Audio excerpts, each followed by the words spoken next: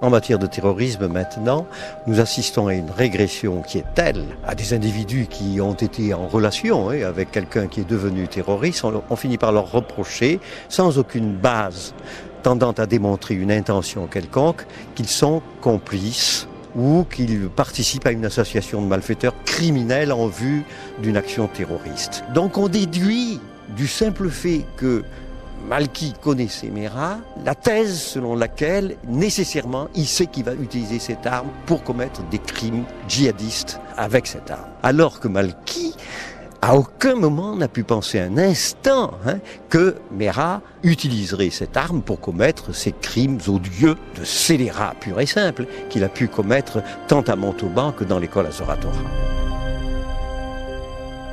Comment pouvons-nous, en tant que partie civile, donner du crédit à ceux qui, depuis 2012, nous affirment que Mohamed Merah n'a agi que comme un loup solitaire et qu'on ne pouvait pas prévenir les actes criminels qu'il avait accomplis? Comment, dans ces conditions, des ministres de l'Intérieur et des responsables des services, je pense notamment à M. Squarcini, sont venus mentir à la justice?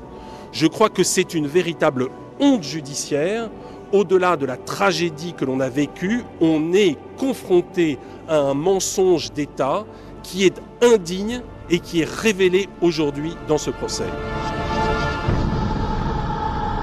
Je pense que les charges qui pèsent sur ces hommes sont des charges suffisantes.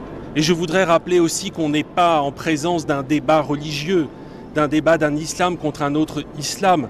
On est en présence d'un terrorisme qui tue et qu'il faut arrêter. Nous sommes en présence d'un réseau qui a mis en place, grâce à Al-Qaïda, des actes terroristes qui ensuite, dans l'esprit, ont été repris ultérieurement en France. J'ai toujours pensé, c'est mon intime conviction, que ces hommes étaient coupables et qu'ils devraient, je l'espère, être condamnés.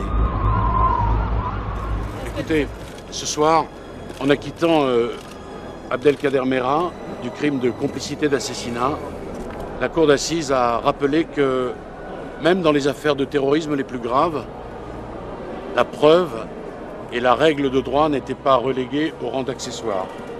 J'ai une pensée pour le désarroi et le chagrin des victimes, injustement confrontées à un faux coupable que l'on a fabriqué pour étancher leur soif de justice.